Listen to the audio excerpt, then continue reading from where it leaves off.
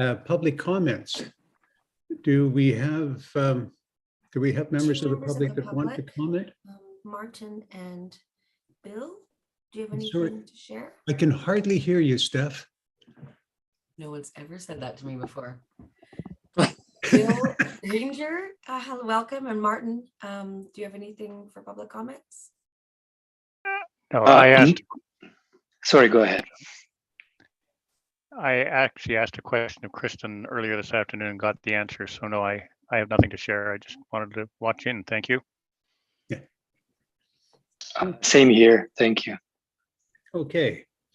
So having gotten through the public comments, introductions and elections. Introduction to Kristen Watson. Da-da-da-da.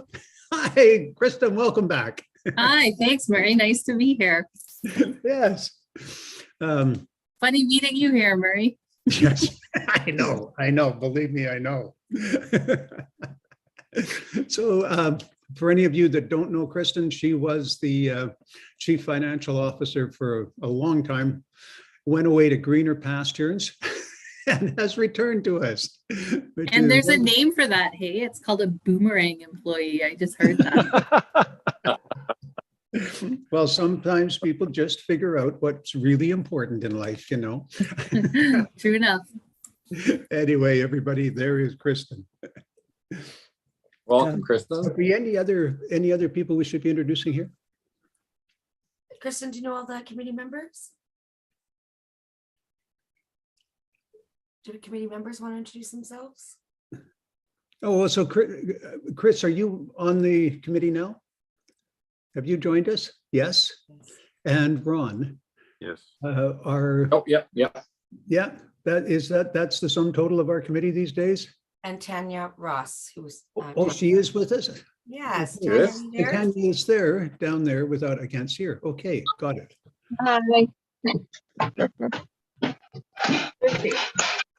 Okay. Hi, So- nice to meet everyone. Okay. Okey doke. So now comes the elections chair. Who'd like to be chair? Murray. Nominated. Come on, Ron. You haven't been chair yet, have you? Ron? I think he If froze. somebody wants Marie to be chair, then you have to formally nominate it. All right, I'll formally nominate Murray for chair. Yeah. Okay, yeah, Marie, do you accept the nomination? sure. Thanks, Murray. You can Are there tell any other nominations? I'm so good at running meetings. Anyway. We'll keep you on track. Okay, so by acclamation, the chair has been established. Then I will be the chair. Okay. And do we have to, Vice chair? oh, a vice chair. Do we get to have a vice chair as well in these days? Okay, so, oh, where did Ron go? He ran away. He skipped out at the. Oh, we totally lost him. Yeah. That's a really good time to vote him in. We have to accept the nomination, I think, unfortunately. Guess what, Chris? Welcome to your vice chairmanship.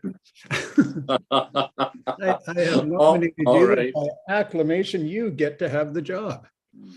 It's okay. It's All right. not particularly onerous, I guarantee you. Okay.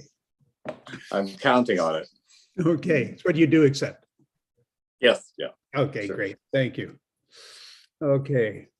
Now, Patrick, you have the annual drinking water report. Do you want to tell us all about that? Oh, you're muted, Patrick. Yeah, the annual drinking water report, and that is changing the format of trying to reduce the level of effort and streamline the process for submitting that. So we'll be submitting one report for all of the municipal water systems, focused just on water quality. other things relating to water license and history that have been in there will not be part of those reports. Those can be recorded in other ways. So the 2021 reports aren't complete yet. From what I understand, generally similar issues that there's been in the past, which is typical of chlorinated lake water systems, sort of higher disinfection byproducts, THMs, than the guidelines would indicate, and then turbidity as well, and particularly where there's longer reaches of dead end systems. That was really the essence of the water quality reports for the last 2 years. I don't know if you have anything to add to that, Annette. No, same issues as in the previous years. Yeah. And, of course, there are issues that were, we had hoped to have eliminated by now with, the new facility in operation, but fortunately, we're not there yet. So we can say a little bit more about that now. If we have any other questions about. That's 5.3, Patrick. All right, I don't want to jump around. Well, we have the 5.2 capital project update. So investing in Canada infrastructure, Eagle Cliff. Right. So, I mean, we've submitted another grant application under the ICIP environmental quality stream for the Eagle Cliff Cove Bay connection and improvement project. And that includes a number of phases. First phase is connection with a 250 millimeter main between the two systems. The second phase is a larger reservoir at the high zone site. And that would be the optimistic budget we presented with Eagle Cliff showed the phase one in 2023, assuming we find out about the grant and we're successful, at the end of this year, beginning of 2023, and then phase two, the reservoir, in the following year. And then phase three would involve upgrading mains in the Eagle Cliff system and another connection from along Scarborough, creating a looped system towards the end of the north end of the Cove Bay system. So those are we submitted a grant application that would fund 73% of all of that work, should we be successful, or it's possible we get approval for just one phase. That's essentially on hold until then. But if we are successful, there would be a project, a reservoir project in 2024, possibly 2025. We discussed at previous joint meeting with Eagle Cliff, that is it is a benefit to both systems, and we'd have to figure out what the sort of cost sharing arrangement around that would be. The message we got was that general acknowledgement that it is there's some sort of cost sharing to be figured out, and the longer that we could defer having Cove Bay money applied to that project, the better. So to date, there hasn't been any Cove Bay funds put towards the design work or anything relating to that project. Is that the so there's that's that capital project. I mean, there's other capital projects that relate to the Cove Bay system itself. Do you want to talk about those now? If they don't appear anywhere else on the agenda, then possibly you should try to whip through them. Okay.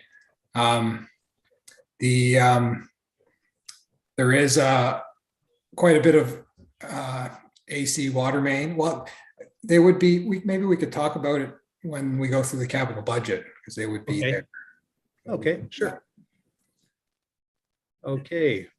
So Then now you're on the, 5.3. right, so were there any other questions, though? Anyone who want to talk any more about the Eagle Cliff process or where it's at? No, okay. So moving along to the Cove Bay Water Treatment Plant update. My God, I feel sorry for you. Well, it's unfortunate really for everybody, obviously. And so I did send a little bit of a detailed email laying out where we're at. Essentially, we've had some repeated equipment failures since last May when we were getting pretty close to having the plant up and running. We were at the point where we need to repair one of the filter modules. One of them works and the other one needs to be repaired. That's a matter of getting purifics out here. It's probably a 3-day, a day out and a day to fix it and to return. There's also the immersion heater that's failed multiple times. We ordered a new one from a different supplier in January, and that's now available to be shipped. So we should be able to get that very soon. And then we have this process design issue to resolve, essentially adding a breakhead tank and pump so that the filters are discharging to an atmospheric pressure line rather than directly to the reservoir. So we've had some back and forth with WSP and Purifics on this, and it's it's remarkably difficult to get some agreement and get everybody on the same page. But it's not that complicated. We'll figure it out, and we'll get that installed as soon as possible. And if there's something that's a long lead time item and we're able to get the plant running at a reduced capacity, while we wait for that, we'll explore those options as well. We're definitely hoping to have this resolved. If we can have this resolved before people get, their property tax bills and have to pay for see a parcel tax for a service they don't have yet, we're doing everything we can to avoid that scenario. Can I ask you a question?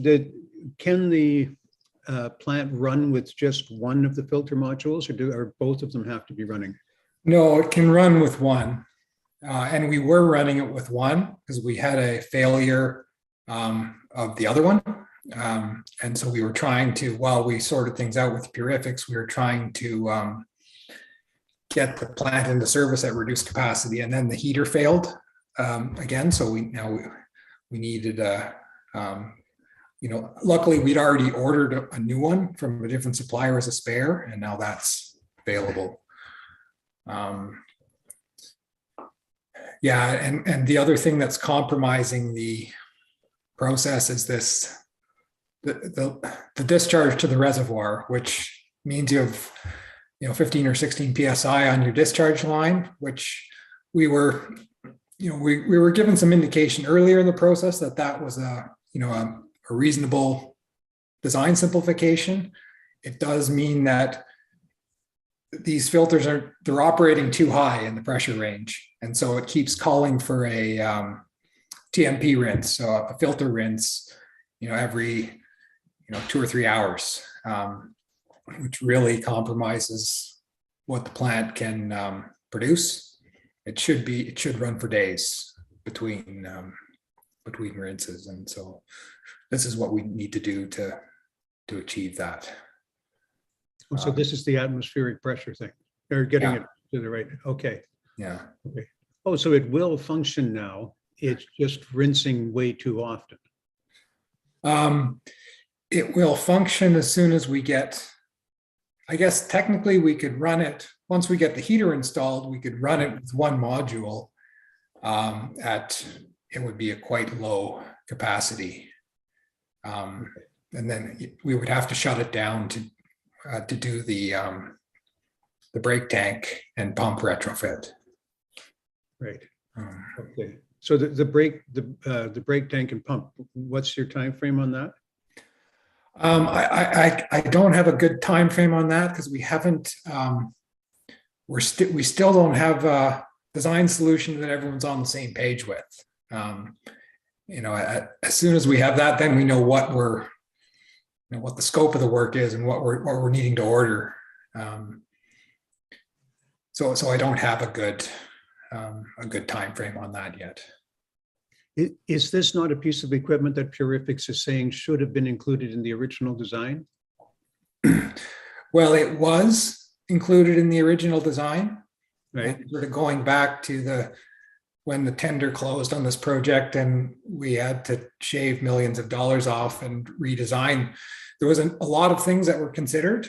And one of them was we have this brakehead tank and pump that, can we operate the Purific system discharging directly to the reservoir? And so that question was put to Purifics, and they responded that it was, a good idea, and they have other systems that operate that way, and that operating at that pressure would be fine. They actually upgraded the horsepower of the loop pump to accommodate. That turns out not to be the case. Right. Okay. And so it's that's kind of a whole source of finger point. One of the many sources of finger pointing that's been we've had here. So I don't want to belabor it, but the question is, can't you go back to the original specification and do it that way? Well, we can't. Yeah, I mean, you could go back to the original, which would involve more rework and more cost. And so I guess where we're at is WSP is trying to figure out a way where we can keep the existing filtrate piping, fit a tank that's big enough into the available space, and configure it so that we're minimizing what we have to redo. Okay. And reduce the cost. And then, and that's not necessarily the ideal. The person we've been dealing with at Purifics tends to be very inflexible. So it's like, oh, that's not the ideal solution. Here's what you need to do. That's going to cost 3 times as much. Is there a way we could avoid, reworking all of that? So that's where we're at right now with that. Just trying to, before we take on the more expensive solution, we have to make sure that there's not a more efficient way to do it. Well, I guess my only advice to you is if something costs $100,000 more at this point, just spend the money. Well, time is huge. Yeah, time is as important, probably more important than. Well, it depends how much money you're talking exactly. about. It becomes a matter of magnitude. But the thing is, if your equipment supplier will never approve the designer's design, even if it works, initially it will affect probably warranty and so on further down the line when they can point back and say, well, we told you it wouldn't work. Yeah. No, we're not going to do anything without everyone on the same page, and that's. It just sounds like we'll get there within the week. We'll have a design. I'm reasonably confident we can do that. Okay, fair enough. I didn't realize it was that imminent. Yeah, no, we're close enough to that. So anyone have any other questions for Patrick on that? This is a small detail. What kind of rent cycle are you aiming for? You can say, you're saying it works for a couple of hours. Are you aiming for like a week or? Yeah, it should really run for, several days, up to a week. Because every time it shuts down for cleaning, there's a, your 6-hour process that you're not producing water for, right? Right, because your system shuts down during that period, right? Yeah. So yeah. If you're pushing water to the reservoir for 2 or 3 hours and then rinsing for 6, and then you're only working at 20% capacity or whatever that is. Okay, I didn't want to belabor the point. I just wanted to get an idea. Thanks. Yeah. Okay. Was it ever operating? Like even for like a week? Yeah, it was, it was operating. Like we've had it operating at various points in time. We've never had it operating where it runs for several days without going through a rinse, but we had everything working. We've had everything working. Things have failed repeatedly. And then, when that happens, it stalls the process and you have to get it fixed. We were told even that, okay, we can run the system with, without the heater. It's just, not, the cleaning won't be as effective. And then we were able to run it for like 20 minutes and then it needed a rinse. So it wasn't really very feasible. Right. But most other Yeah, than Mike. these aspects, we're confident that in the rest of the process, we're not far away from, once these issues are resolved, the remaining commissioning should not be a long process. Okay, Tanya, did you have something? No, that was me talking, sorry. Oh, did I have anything else? Not really, no. I guess I'm just trying to get an idea of, there's so many kind of unknown variables that you're still navigating. Are you thinking it's going to be operating in like 6 months, or are you thinking a couple months or another year? Do you have any idea? Yeah, well, do you have any idea? definitely shooting for something closer to the couple months than those other timeframes you mentioned. Okay. Yeah. As soon as we can, it's a high priority. As soon as we can get it going. Yeah. Okay. Okay. Well, Kristen, I think that brings us to you. Your 5-year plan, or who's Me presenting? already? Okay, think- I'm gonna share some slides with you guys.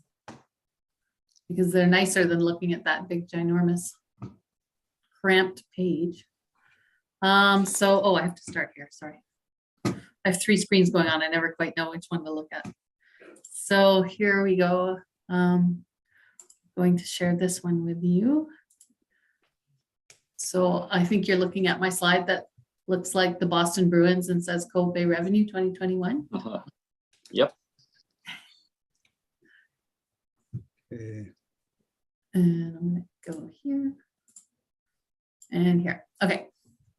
All right, so starting with 2021's revenue, Cove Bay, as you know, is billed 3 times a year. It's billed at the end of the winter spring period in May, and then it's billed again at the end of the summer in September. And then we typically like to bill right at the end of the year, but because of the snow this year, we weren't able to get the billing out until a little bit later. So the billing actually didn't go up till January of 2022.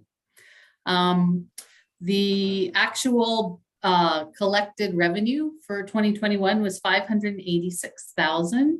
And there are now 658 accounts being billed on the Cove Bay water system. So of the revenues, it's generated through flat rate charge for every 4 months.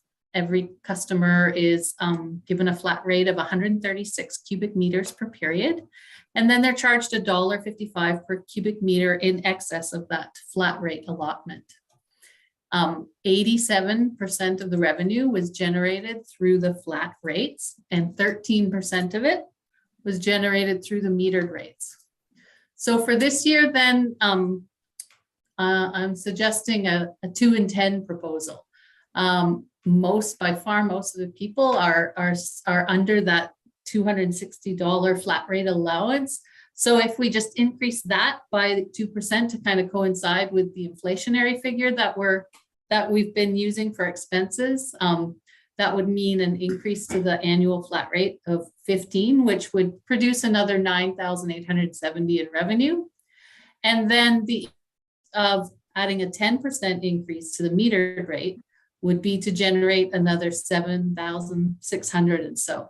That is also, I believe it's understated in that we do have a new account online, which is the multifamily complex at Trunk Road there. And we haven't read their meter or really had an opportunity to see what the consumption is from that property, because they just, people just started moving in over Christmas, I believe.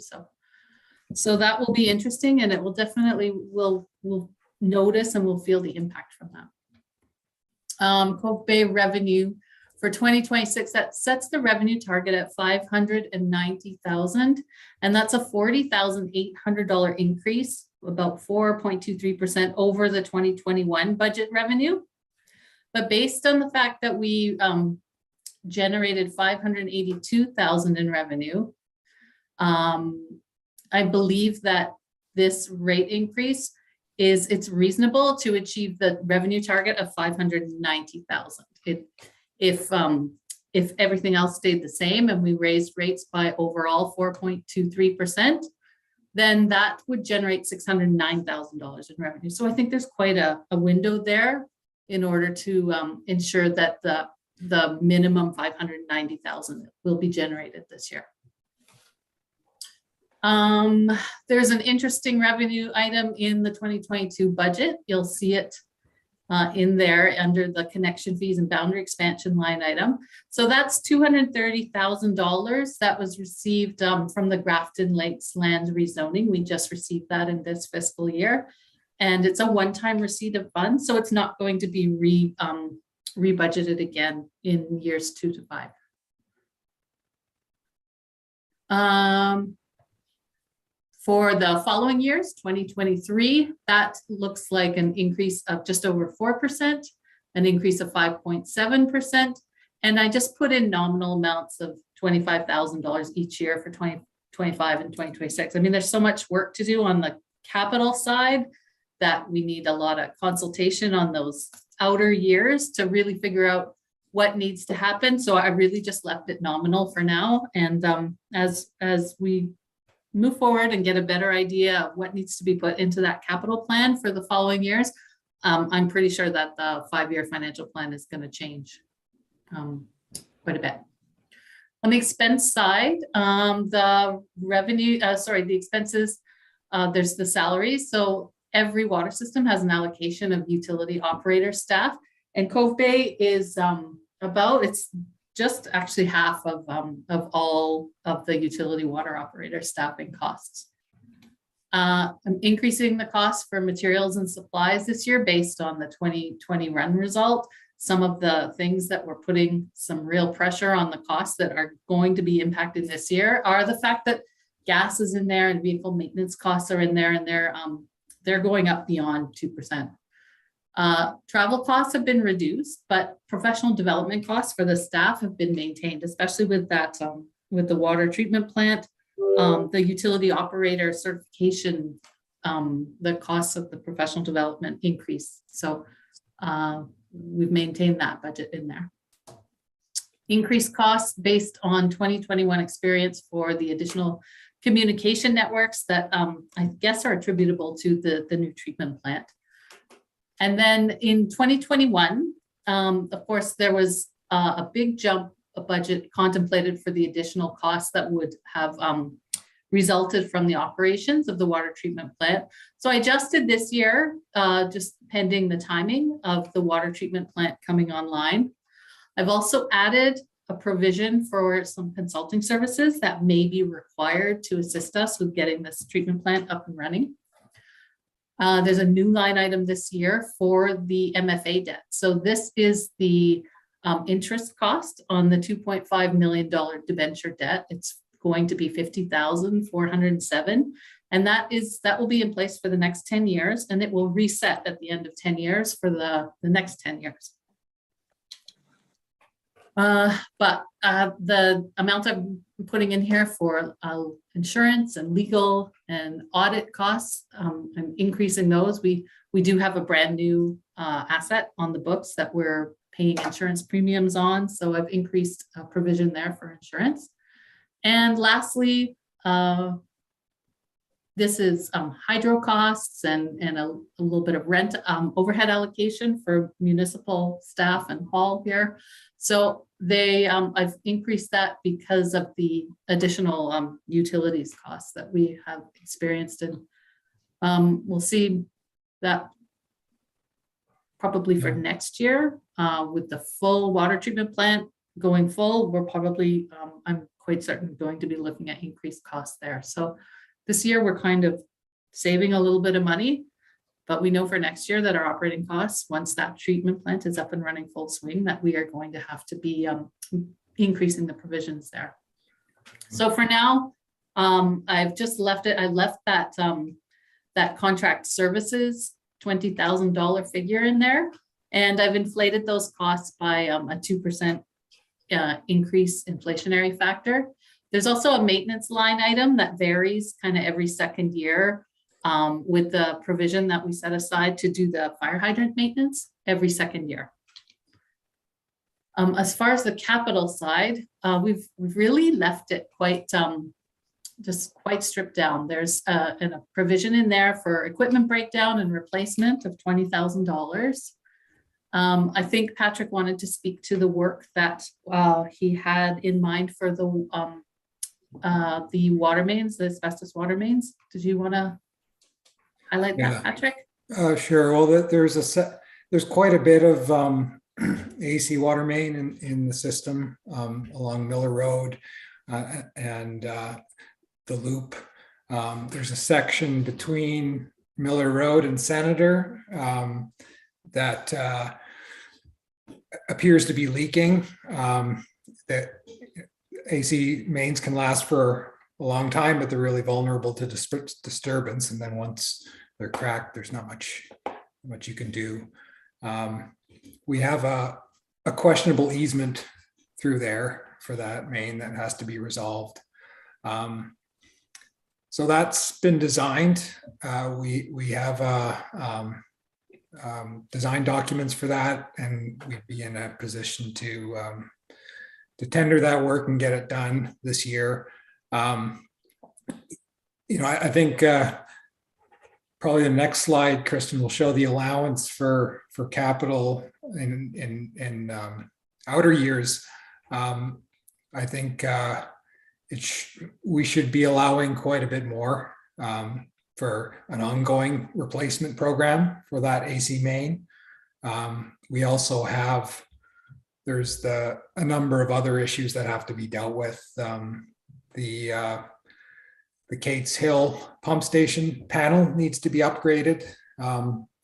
We need to repair and replace some water main at the Carter Road Bridge and some repairs to that dam there. It would make sense to do that in conjunction with the Carter Road Bridge replacement. For purposes of putting a capital allowance in for the works, probably something closer to 200,000 a year would make more sense for the capital renewal. If you look at the extent of the system, we're starting to get into capital renewal work now, and that doesn't, 70,000 a year isn't going to get you too much. So if we're looking then at a necessary contribution of, you said $200,000 a year, then is that something, do you think, that is can be done on a as needed basis, or does it need to be done proactively? Well, we would love to get to be proactive. At this point, we've been reacting to infrastructure that fails or the problems that arise. We want to get to the place where we have an asset management plan and a 30-year capital replacement plan for the infrastructure in the system. We're not there yet, which is why sort of putting in $200,000 placeholder is more of it just creates a more realistic expectation, I think, that because we'll get to next year and we'll do the budget and there'll be probably at least that amount of work in the 2023, and then outer years maybe we still won't be so sure, but it's just probably closer to reality to Mhm. say we're going to be spending a bit more than that. I think some of the other work that I know that I think you and I would both like to do is to review the rate structure again and make sure that that is the right rate structure for the district. And Yeah, and when you proposed earlier the 10% increase, that's good. I guess what made sense to me is that you've got this flat rate that buys you a certain amount of water, essentially at about a little over $2. It's about like 205 per cubic meter. Could we not just make the at least make the excess over that, the excess metered rate the same, so you're not actually getting cheaper water for using more. And that would involve raising it. That would be additional revenue from raising the rates from $1.55 to $2.05. I just wanted to see what the committee thought about that type of approach. I mean, it's a big percentage, but if you look at it from the point of view of, well, why should you, when you start to use more water, you pay less per unit? That's sort of the opposite of the type of progressive rate structure we're trying to work towards. I think, like from my perspective, I agree with you, but I think that we'd have to kind of have like a single family dwelling rate structure and a multifamily dwelling rate structure. Otherwise, you start charging more dense structures with this punitive rate, yet they have 30 families living in that building. We have that situation here at Village Square. We have it at the corner now in the building at Trunk Road, and we have it at Belter. There's lots of multifamily buildings. So I think you really have to be careful with that one size fits all approach. Can I jump in here for a minute? Kristen and I have had this discussion before. and my position on it always was that if the average little old lady living in Deep Bay is paying $2.05 a cubic meter, and all of 600 connections that are just single houses are all paying that, then for somebody who has 25 apartments to be paying $1.55, and at that time it was like $1.15 or something. So I think it's fair to say that we have been aggressively increasing the volumetric price over the years from what was a ridiculously low amount. And you do have to keep in mind that if you get something, like Artisan Square or Village Square, that sort of thing, they suddenly see this jump in their annual cost for water of 25 or 30 or 40%. Like, it's a huge amount that they jump if you go from, well, now we're talking about 171. 171 to 205. Anyway, my point being, I think the jump now to 171 is good. I think it should probably go up again 10% again next year, and go up 10% again the year after that, until the volumetric pricing makes it so that they're paying the same per volume as the average homeowner. Or the average single user, and having that amount as the volumetric price for people who overuse on their single home makes perfect sense, because it's not a huge buck. Even if you really go crazy, you're only going to spend a couple $100 or something more a year on your water if you're irrigating quite a large area. So anyway, that's my suggestion on it. I was just also going to offer that for large multi-purpose or multi-dwelling units, it's not uncommon for them to have sub-meters within the facility. So, there'd be one meter at the building entrance that the strata or the property owner pays, but then it's sub-metered to the individual units throughout the building.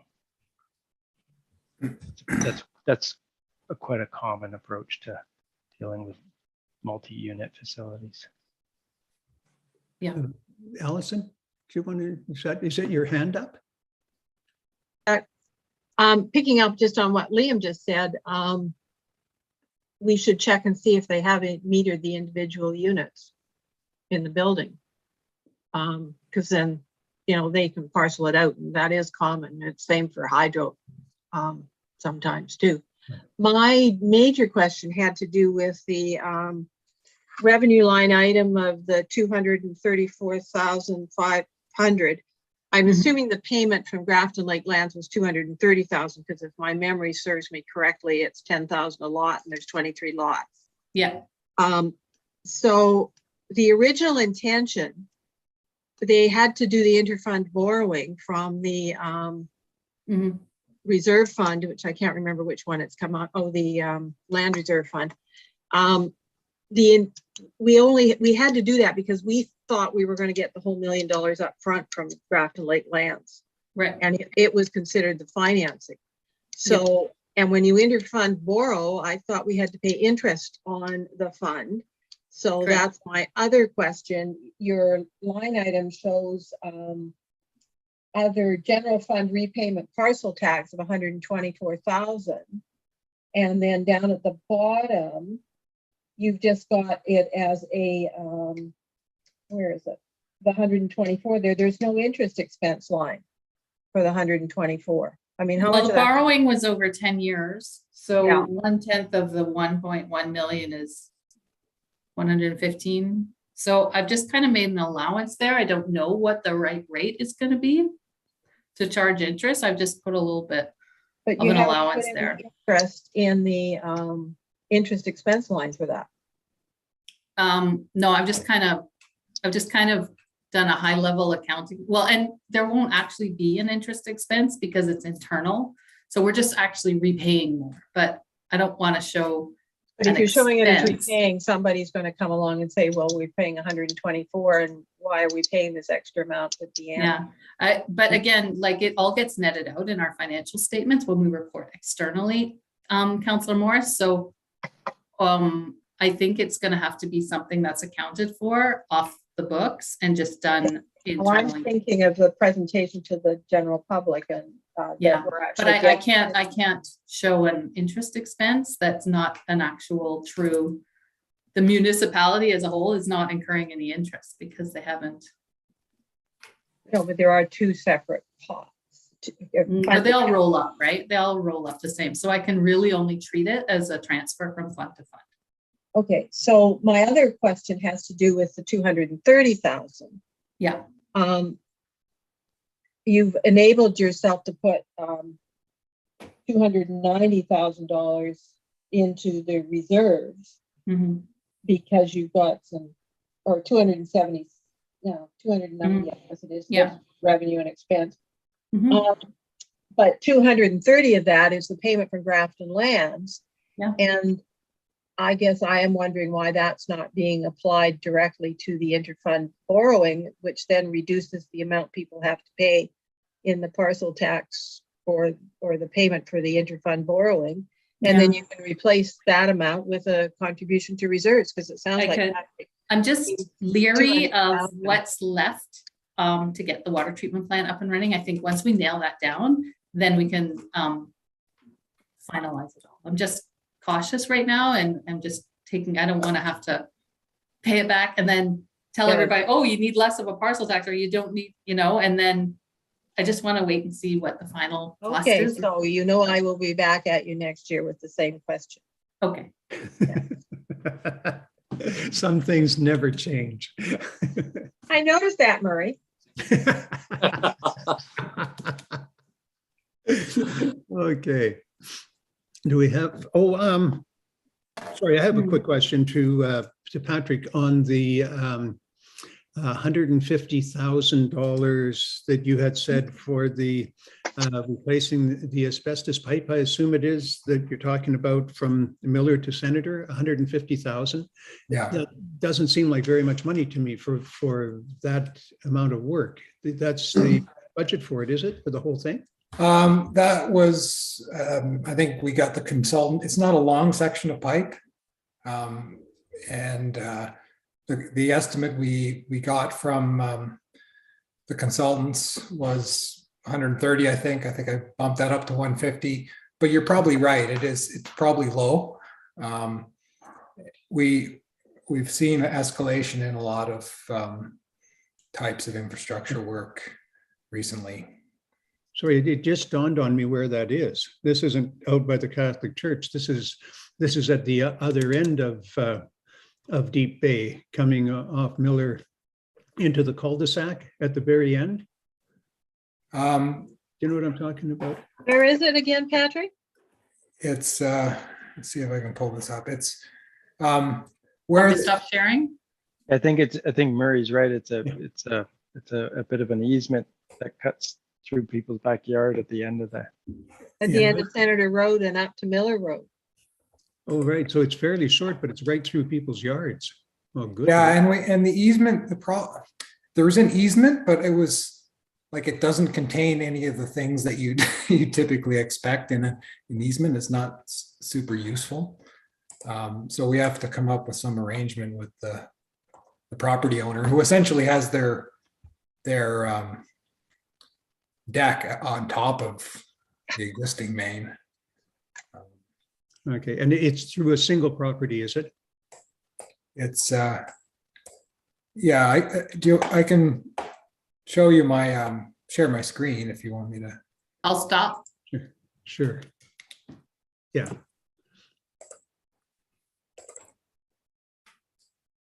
So it's from the main along Miller Road, which is also AC and needs to be replaced, to the end of Senator here. So it has, this property here has essentially the house, the deck part of the house right on top of the main.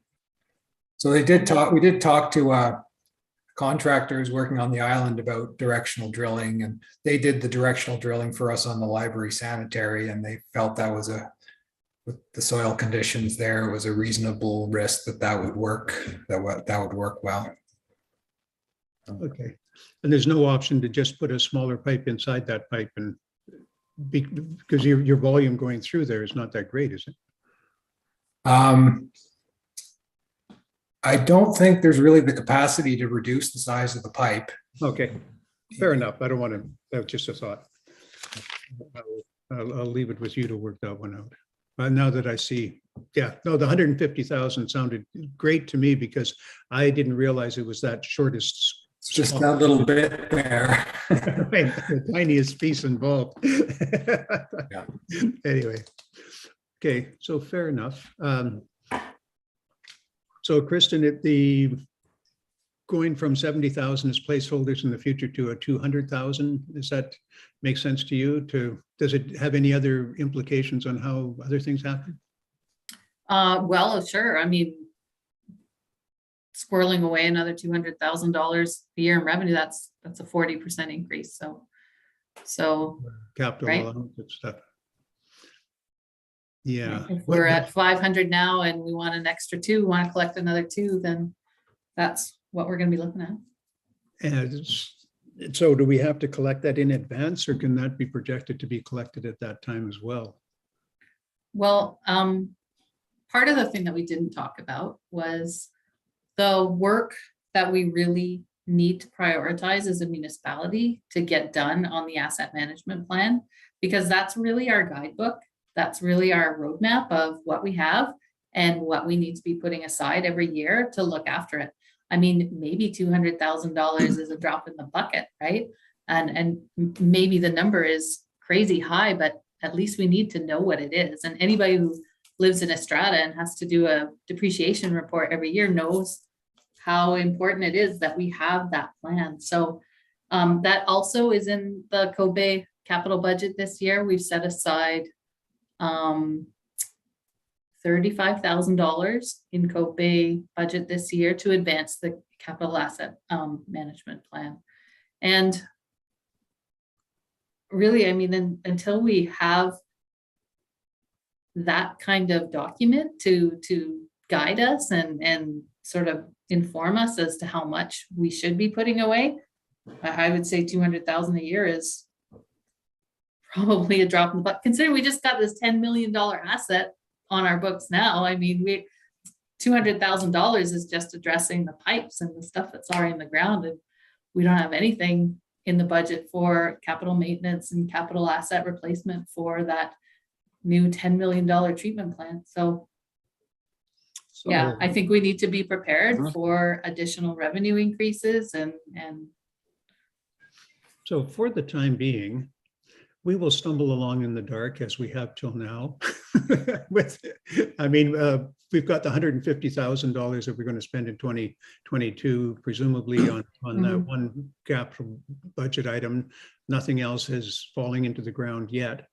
And we're going to really know a lot better where we stand once the treatment plant is up and running. And particularly if we end up adding Eagle Cliff to the system, that's going to make a huge difference in the number of users, the houses, how far you spread it out over parcels, et cetera, et cetera. So yeah, we're really shooting in the dark now until we know a lot of things that we should be getting answers to over the next year to 2 years. Mhm. Is that fair to say? Yeah, I think Yeah. we need to know, like Kristen said, we need an asset management plan. So we don't really know what the number is. I'm pretty sure 200 is probably closer to the number we should have than 70. That was right. Yeah. What's the lifespan of the treatment plant? Projected. Well, different elements have different lifespans. We actually do have a capital renewal profile for that facility that we can share with you. That I was just wondering if we have a depreciation plan for all those assets, that individual assets, or whether it's just a lump sum. No, we have a depreciation plan. It was actually a requirement to get our grant money, so it sort of forced the issue that we had to develop this for the treatment plant. But it's the same type of thing we want to develop for the rest of the infrastructure as well. Yeah. So Yeah. we can share that with this committee. Yeah, it'd be good to have that in a plan rather than all of a sudden, end of the life of the project, we have to go looking for funding again. Yeah. Exactly. Rather than making allowance for it. Mhm.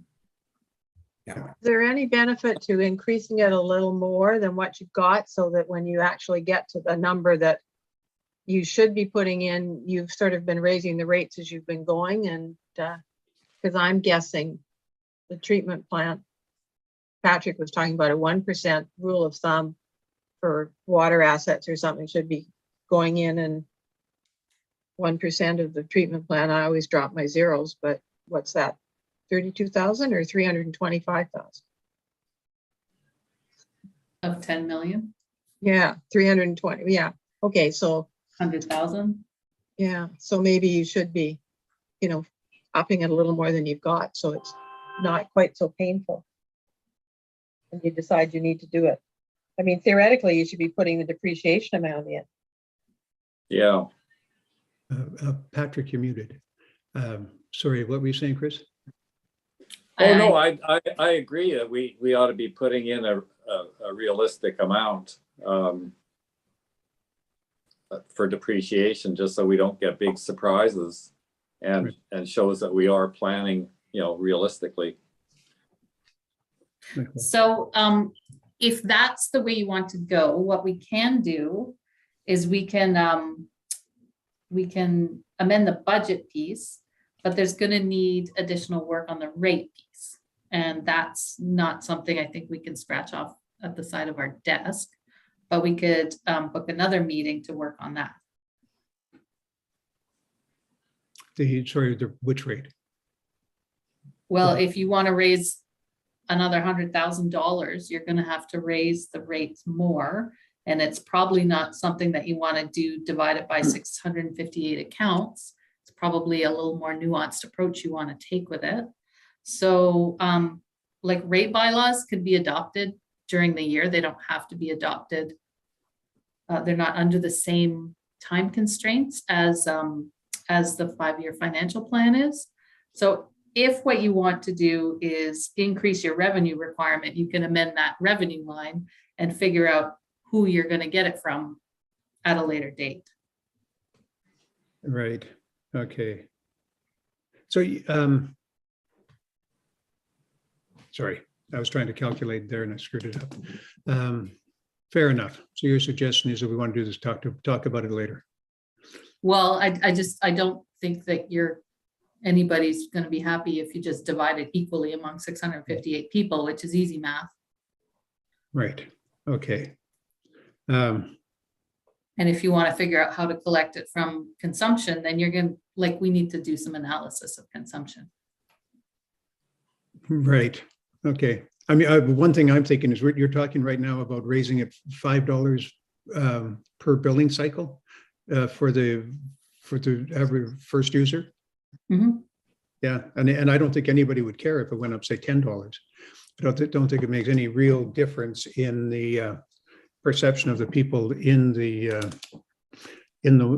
water district. Although it would be really nice if we had nice clean water 2% at the time. Yeah, it would. Increase.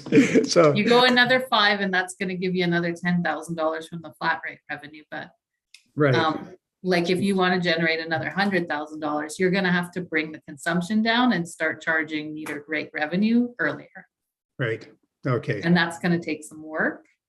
It's not something that's quick and easy to figure out. yeah, fair enough. Is that something that's in the plans anyway? Like down the road, are we going to have to start looking at where our break-off points for rate consumption are? For sure, but not like considering within this year. It's on the books to do this year to implement for next year. But Okay, yeah. doing it in the year is a little bit messy. Right. Okay. Okay, I guess we should try to wrap this up. Do we have any more? First of all, Kristen, is there any more that you need from us? There's 2 pieces. There's a recommendation on the 5-year plan. So the committee ideally would recommend to council to approve the 5-year plan. And then the second piece of that is if you want to go with the rate recommendation or you want to do additional work on it. And that's, you'll need to let me know where you're at with that. Okay, so I think that Ron and Chris, I think from our perspective, if we approve the 5-year plan for now and let Kristen know that we would like to speak further about the rates further in advance of, say, next year's rate, so that we have a little bit more to chew on and a little more time to chew on it for next year. I think from my perspective, I think that's what we should be asking for. What are your thoughts, Ron? I think that this budget increase looks a little light from my perspective, given all the changes coming and what Patrick's saying about future capital expenditures. So, yeah, I'm just trying to understand, Kirsten. We need to approve the 5-year plan now, and the rates we can change later. Is that the essence of what you said? Yeah, so the 5-year plan needs to be adopted by council before May 15th. So, but we can bring in a new rate bill, a new rate bylaw at any time in the year and make it effective as of that day forward. So if you subsequently wanted to amend the rates and increase rates, then you would end up increasing your revenue, which is fine. You can always increase your revenue. But that at least gives you the basic plan to and an approval or a recommendation that council can at least take comfort from, that you had the chance to consult on your budget and give feedback and yeah. So if the committee tonight votes to or makes a motion to approve the budget as it is, we will have the bylaw in place that is in place, and we can work to increase it later on during this year. We need to get the work done quickly though, because if we're going off the old bylaw, then there's no additional revenue for this period, Right. January to May. Right. But if we only altered the 2023 to 2026 numbers, we'd be, we'd just be accepting the draft budget for this year and your Yes. draft proposal sorry, for rates this year. No, that's what I thought you were implying, that it needed to change this year. I'm sorry. Ron. Yeah, no, I'm sorry. That's probably what I did say. No, what I'm saying is I'm hearing the constraints. I'm suggesting, and maybe suggesting to my colleagues, that we increase the budget from 2023 to 2026 and then kick the rate can down the road to the fall. And then we have more time to get it in place for January 1. I'm hearing that's a good thing to do. And then we can then have the benefit of time to know whether the treatment plant's on in 2 months or 6 months, and B, this notion of bringing the altering the consumption levels and what that revenue impact. I understand it's not a straightforward calculation, so we give staff more time to help guide us as to what range we'd have to fall in for the excess consumption. I think it's very generous. Now I know how much water we use, and I think, I feel like a free rider on the excess water personally. I didn't say that publicly, did I? But I think there's more work that should be done, and I think we should get the rates. This is a very modest increase, which is a good time to have a modest increase given the plant situation, and then we kick the can down the road to get things figured out properly and don't do it on the fly.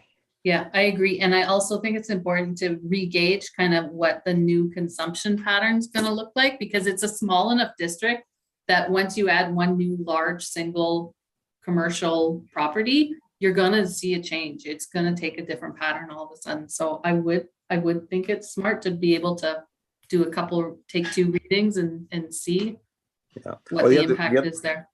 The other change, I guess, Eagle Cliff, that won't happen, Patrick. That won't happen anytime in that very near future, will it? That's like 2 years away, or 1 year away. You're muted, Patrick. It could happen next year, but it's unlikely that it would all be done. It would be done over multiple years.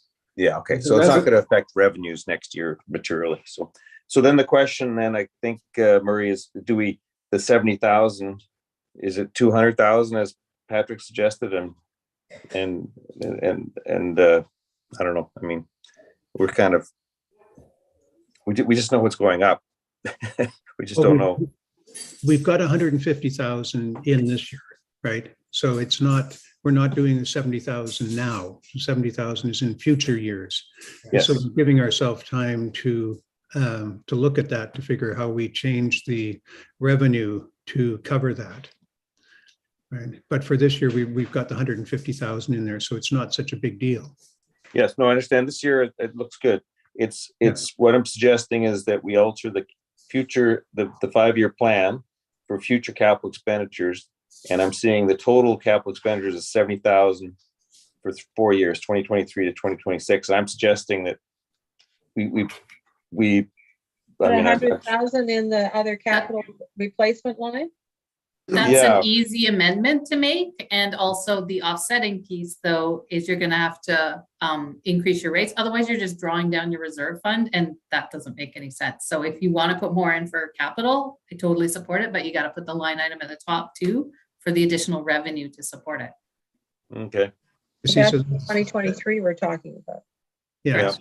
That's the point, Ron, is that we leave the 70,000 in now, knowing that it's not right, because we don't know what to put in as a revenue amount to offset that. So we want to look at that further.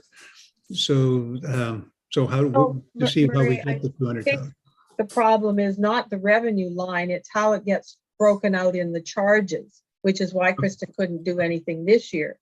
But next year, if you show additional revenue in utility rates by 100,000, offset at the bottom by 100,000 in other capital expenditures. Yeah.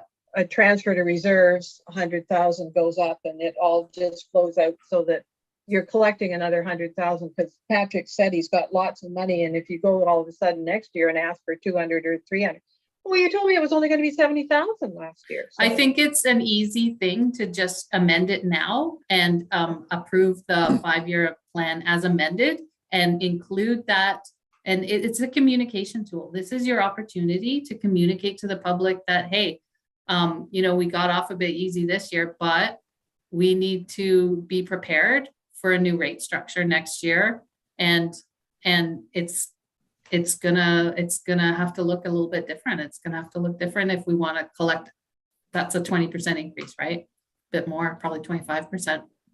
So Well, right now, the utility rates from this year to next year in this piece is going up 20, I'm doing the math in my head, $25,000.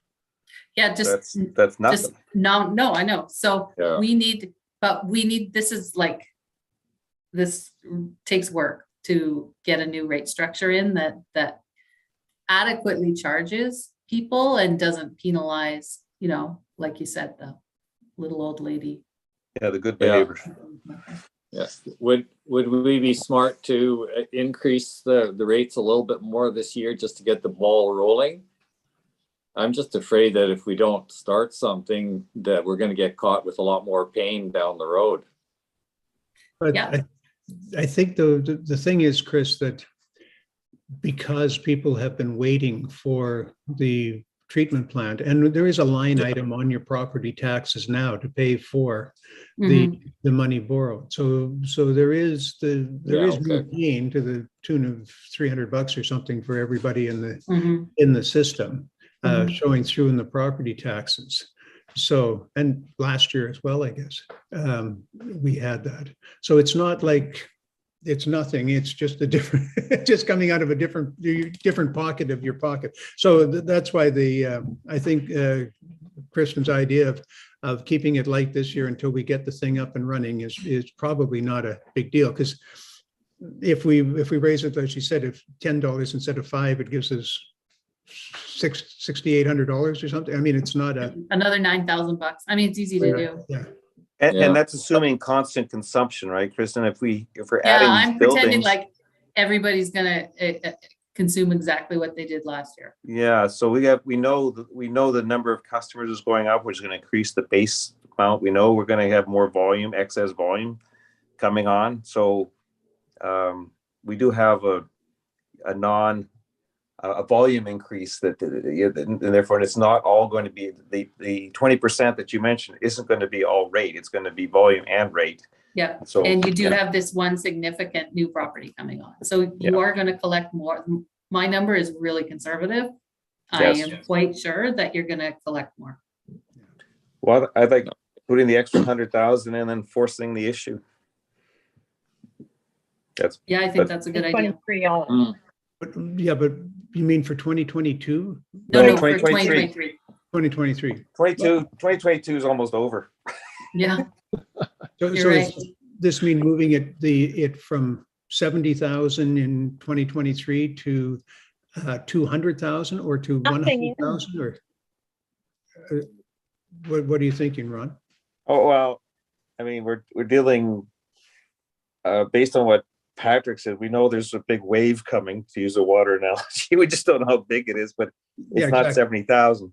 It's so whether you make it 170 or 200, I'm not too fussed. But it's 100, it's at least 100 higher is what I'm hearing. Okay. That's your So point. just increase that other capital expenditures line that right now is blank and put 100,000 in that running across, which signals that there's a lot of money, and then the corresponding utility rate increases and the corresponding contribution to reserves. Yeah. And the Excel spreadsheet will just crank out the totals. Yep. Is Yeah. that How do- you, Yeah, Kristen? sorry. Did you How do ask? people? Oh, sorry. Sorry, I just want to say, Kristen, does that work for you? Oh, yeah, easy. You know how to do it, or based on what Allison is saying and Ron is saying? Okay. It works for me then. Tanya, we haven't heard from you. Have you any thoughts on this? Oh, okay. And Kristen, Sorry. you will, oh, sorry. Unmute Tanya? myself. Yeah, no, that works for me as well. Okay. Good enough. And Chris? How do people feel about kind of revisiting the metered rates? Like Yes. jacking them up a bit? Next I mean, year. Kristen hasn't got time to run the numbers this year, like to get. it It'll done. be part of the whole review, and I would like to make sure that we get 2 readings done to get some good updated new data, because it'll look like a whole new profile now. And just know what the consumption is and the patterns, and I think that will inform the rate setting. Okay. Does that work for you, Chris? Yep. Yeah, okay. So there you have your recommendation. For the recommendation, then- You got that, Steph? Yeah, so just what is there, and then with approved with the following amendment, increase the capital expenditures line item from 70K. per No, increase the other capital expenditures line by $100,000 with corresponding increases to utility rates and contributions to reserve. With corresponding increases. Sorry. And just and 100 across all 4 years. Yeah, Yeah. 2023 to 2026. 26. What was the rest of that sentence, Allison? Corresponding increases. To utility rates and contributions to reserves.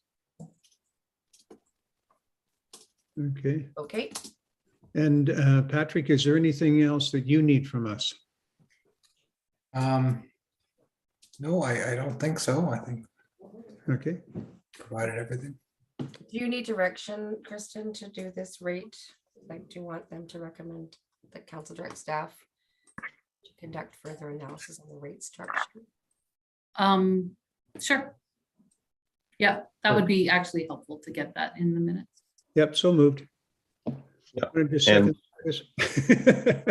So let's do the first one Yep. then. Approve the Second it. five-year financial plan with the 100K amendment. Yeah, I thought they voted on that one. No one's voted.